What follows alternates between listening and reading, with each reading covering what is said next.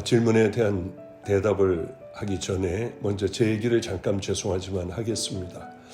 주님 만나면, 그리고 주님께서 원하시는 길을 걸어가게 된다면 모든 길들이 저는 열릴 줄 알았습니다.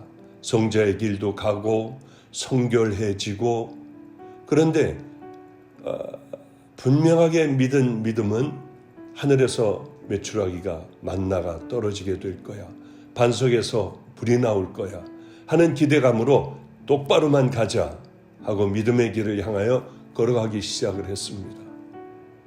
그런데 제가 기대했던 것과는 다른 길이었습니다. 고난과 역경은 계속됐어요. 매도맞기도 하고, 또 알코올 중독자들에게 모욕을 당하기도 하고, 전도하다가 끌려가서 매도맞고요. 참 어려운 일들이 많이 일어났습니다. 아이들은 거듭나는 아이들이 없었고, 알코올 중독자는 계속 술을 먹고 있었고요. 깡패는 계속 물결파에 몸을 담고 그렇게 나쁜 짓들을 했습니다. 얼마나 괴로웠는지 모릅니다. 굶는다는 게 참 힘든다는 것도 알게 되었죠. 일주일 먹을 것이 없어 열흘도 굶어봤습니다. 그런데요, 이런 고난보다 더 힘든 문제가 하나가 있었습니다. 그건 다른 것이 아닌 나 자신과의 싸움이었죠. 왜 그렇게 이 싸움이 끝나지를 않는지요? 한 가지 예를 한번 들어볼까요? 이제 그런 생활이, 그런 삶이 13년이라는 세월이 지나갔습니다. 이상하게 사람들이 오기 시작을 하더군요. 교회는 일반 교인들로 가득 찼습니다. 우리는 또 다음 교회, 넉넉한 교회로 옮기며 이제 하나님의 축복이 시작되겠구나. 그래, 더 바른 길을 걸어갈 거야 하며 걸어가고 있던 어느 날, 어느 전도사님이 오셔서, 목사님, 음란 사이트가 컴퓨터에는 있습니다. 그러니 음란 사이트를 차단해야 됩니다. 제가 그 음란 사이트를 차단하느라고 들어가려니까 음란 사이트가 뭔지를 알아야죠. 하여튼 어렵사리 영화를 하는 곳을 들어가게 되었죠. 19세 이상 금지 영화가 있었습니다. 이걸 보고 음란 사이트라고 하는구나. 그리고 그것을 몇 개를 보는 중간에 한 5개를 정도쯤을 보고 있는데 하나에 한 2분 정도 이렇게 보고 있었죠. 제 마음에 음란이 들어왔어요. 그래서 이어폰을 끼고 조용하게 봤던 적이 있습니다.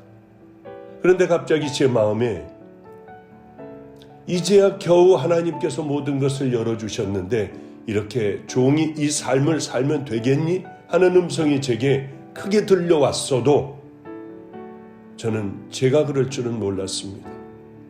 벌써 주님을 따른 지가 그 오랜 세월이 흘렀는데 이제 그런 것들은 다 잊어버리고 살았는데 어쩌면 제 마음은 성령님의 말씀을 제 본능은 이겨버리는지 모르겠더라고요.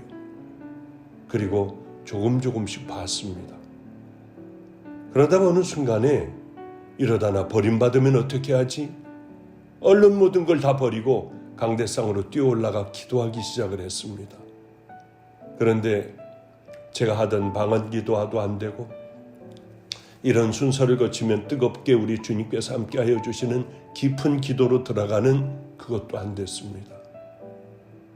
그래, 한잠 자고 나면 될 거야. 자고 해도 안 됐고 이제 주일을 맞게 되었어요. 이제는 많은 사람들이 와서 제 설교를 듣는 그 가운데 갑자기 이런 생각이 들었습니다. 너 안과 밖이 동일한 종이 된다고 네가 늘 설교를 했는데 지금 안과 밖이 동일한 종이 되어 보거라. 그런 그냥 생각이 들었습니다. 저는 설교를 하다 말고, 여러분, 저는 어제 음란 사이트에 들어가 그것을 보고 이제 하나님 앞에 버림받은 종이 되었습니다. 여러분이 용서해 주신다면 저는 다시 시작을 할 거고, 만일 용서해 주시지 않는다면 저는 바로 오늘부로 교회를 관두고 네팔로 의료 사역을 나가겠습니다. 그리고 날 위해서 기도해 달라고 하고 주여를 부르고 제가 늘 기도하던 바로 그곳에 앉아 두 손을 들고 하나님 앞에 간절히 기도하기 시작을 했어요. 바로 그때였습니다. 한 번도 경험해보지 못했던 성령의 불을 받았던 기억이 나요. 우리에게 가장 중요한 게 뭘까? 넘어졌다고 하여 그 자리에 있는 것은 절대로 안 됩니다.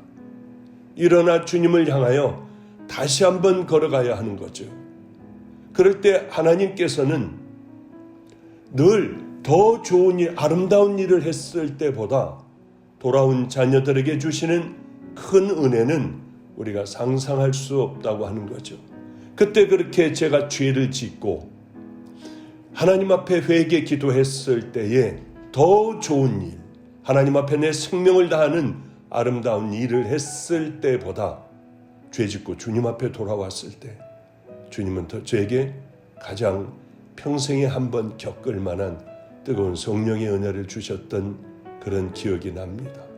우리에게 가장 중요한 것은 넘어져 그 자리에 습관이 되어 그 가운데 살아가는 것이 하나님 앞에 두렵고 떨리는 일이지, 일어나 다시 좁은 길을 향해 걸어간다면 그 아버지는, 우리의 아버지는 다시 우리를 붙드시고 다시 새로 아름다운 믿음의 자녀로 예수 그리스도의 신부로 만들어 주실 줄 믿습니다. 저희 할아버님은 감리교회 성자로 불리십니다. 그런데 이분이 90세가 넘으셨을 때에 박전도사하고 저를 부르시며 속마음을 이야기해 주셨어요. 어떤 말씀이셨냐 하면은, 나는 지금 93세가 되었는데도 이 마음에 욕심이 있어요. 이 마음에 미움이 있어요. 왜 이렇게 내 마음은 하나님 앞에 온전하지 못한지 모르겠어. 저는 정말 충격이었습니다. 그렇구나. 죽을 때까지 싸워야 하는구나. 싸우지 않으면 넘어지는구나. 붙들리겠구나. 그런 생각을 깊이 하게 되었습니다. 언제까지 싸워야 해요? 주님이 싸우면 너무 지치고 힘들어요. 어느 날 늘 하는 기도와 같이 제가 그 기도를 하고 있을 때 성령님은 제 마음에 크게 말씀해 주셨습니다. 내 품에 안길 때까지야. 이제는 언제까지 싸워야 할 것을 제가 너무나도 잘 알고 있습니다. 주님 품에 안기는 그날까지 하나님의 믿음의 귀한 자녀들, 주의 종들은 싸워야 우리는 마지막까지 승리합니다. 다시 성령님 붙들고 성령님과 함께 믿음의 길을 향해 걸어갈 때 성령님께서는 우리와 함께 하여 주시고 싸워 이기게 하여 주시고 다시 천국의 길을 향하여 달려가게 해주시는 우리 귀하신 하나님 아버지, 예수님, 성령님이심을 알고 그 자리에 머물러 계시지 말고 우리 다 일어나 다시 주님과 함께 십자가의 길을 걸어가는 성도님들 되시기를 주님의 이름으로 축복합니다. 감사합니다.